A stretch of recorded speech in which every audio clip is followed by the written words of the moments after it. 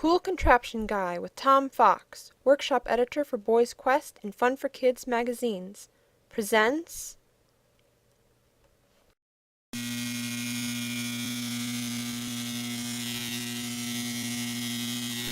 The purpose of this video is to provide an intuitive and down-to-earth explanation on how a capacitor is able to store electrical charge and thus electrical energy. Before we show how a capacitor does this, we will again show a brief demonstration on what a capacitor does and how you yourself can make a capacitor. What does a capacitor do? Here are three 1 farad capacitors connected in series. And here is a small light bulb. I connect the leads to the light bulb, and as you see, nothing happens.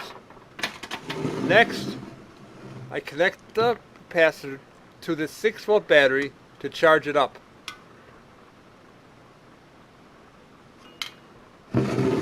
Okay, now I again connect the light bulb to the capacitor.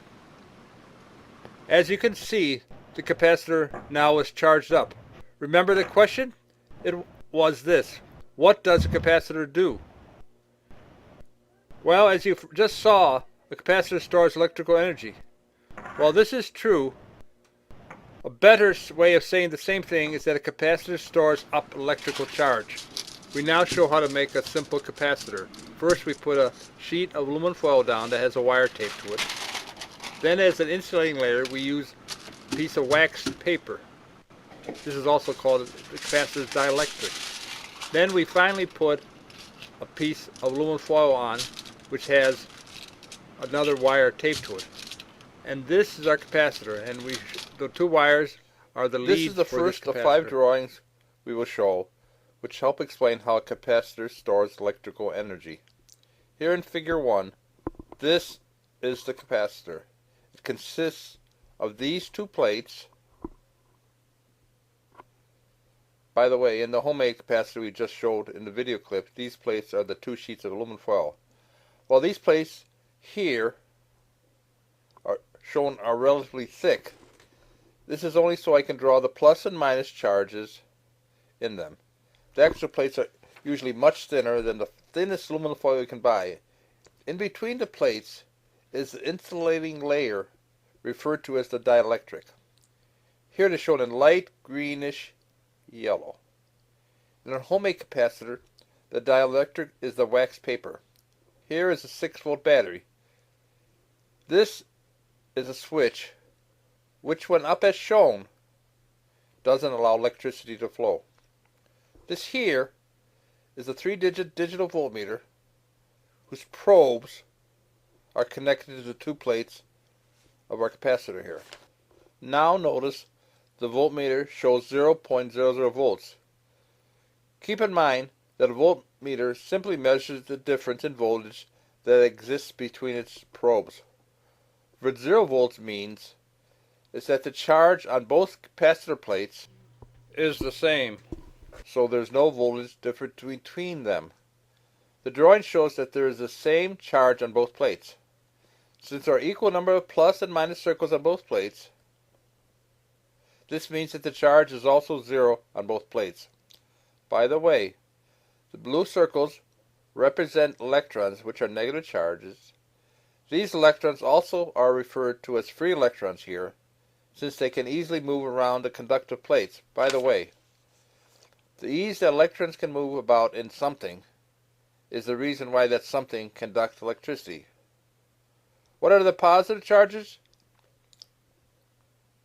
Basically, they are protons, which along with neutrons are located in the center, which is the nucleus of atoms. However, for several reasons, including the fact that protons are 2,000 times more massive than electrons, protons don't move around much. As this drawing indicates, the capacitor is discharged.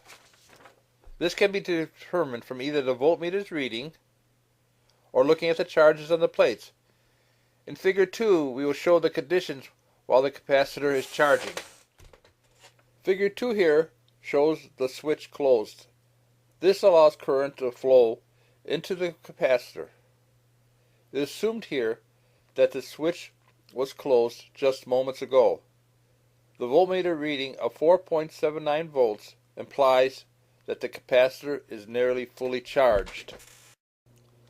Notice there is current flow taking place with the negative charges, electrons, traveling from the negative terminal of the battery through a wire, then through the switch, and then through the other wire and onto the left plate of the capacitor.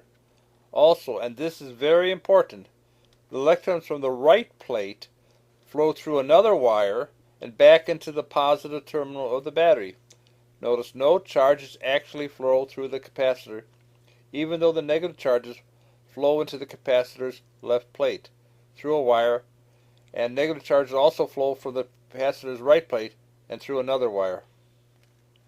What is happening is that charges are building up on the capacitor plates, negative charges on the left plate and positive charges on the right plate.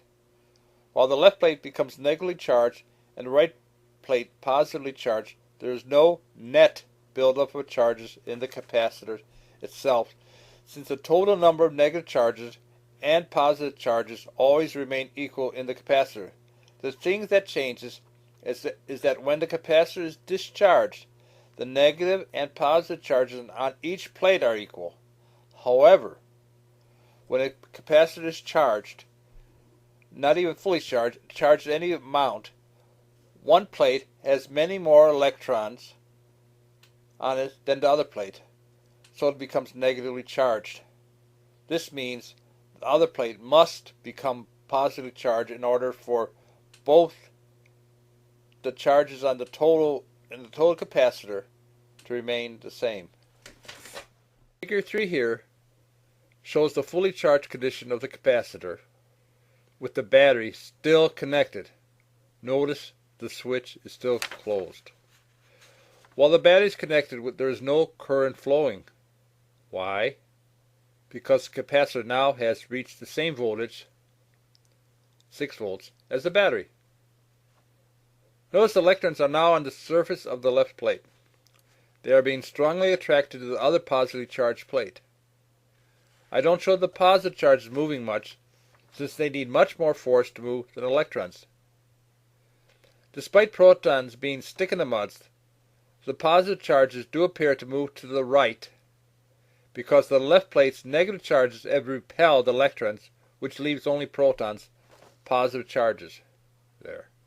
Remember, when you put one positive charge together with one negative charge, you get something with no charge. Keep this in mind.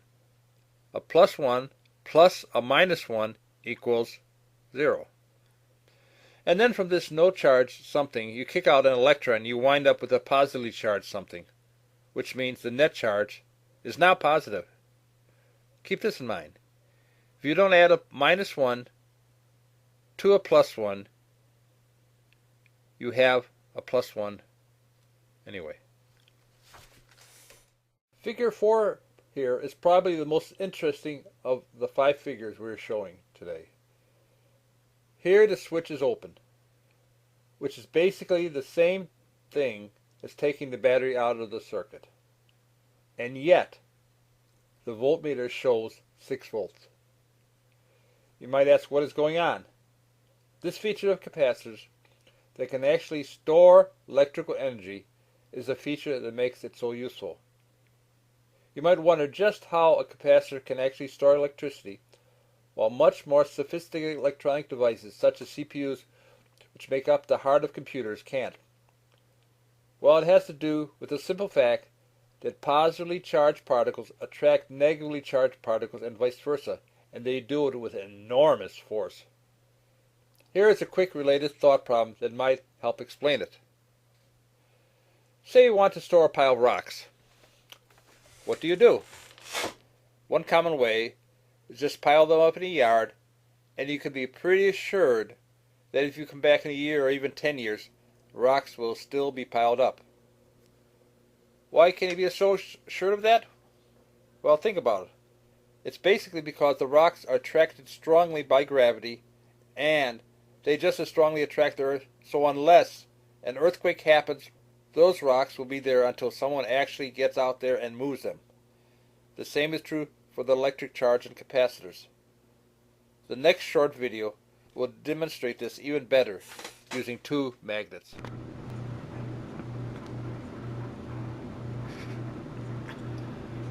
For a down-to-earth demonstration on why a capacitor stays charged, let's make use of refrigerator magnets, which are used for putting notes and stuff on refrigerators. Notice how these attract each other. It is interesting to note that not every two refrigerator magnets attract each other. Only the different colored ones do. These are the different colored ones. For instance, these two, which have the same color,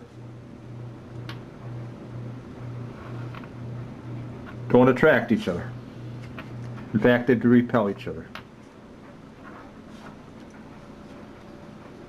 What happens is that magnets have two poles, north and south. Like poles repel and unlike attract.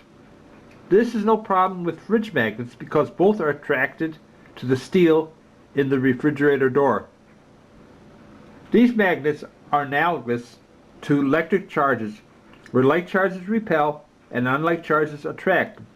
Now we take this cardboard and think of it as the insulation or dielectric in a capacitor, which separates the two charged plates.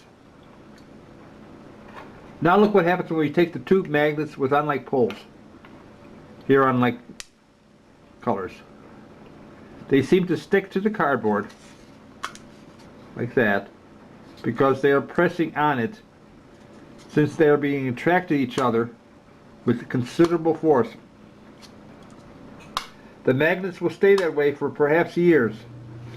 This is the same basic reason charges on the plates of the capacitor stay there even when the battery is removed.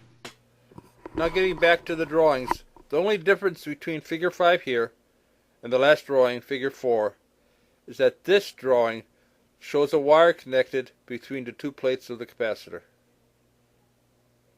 Now the electrons in the left plate move through the wire to the right plate, which removes the excess positive charge on the right plate, since there is the same number of positive and negative charges on the right plate. While it isn't obvious from the drawing, the movement of the excess negative charge away from the left plate results in a plate with the same number of positive and negative charges, and thus the left plate, like the right plate, no longer is charged, and so the voltage, as shown by the voltmeter, is 0. The capacitor is now totally discharged.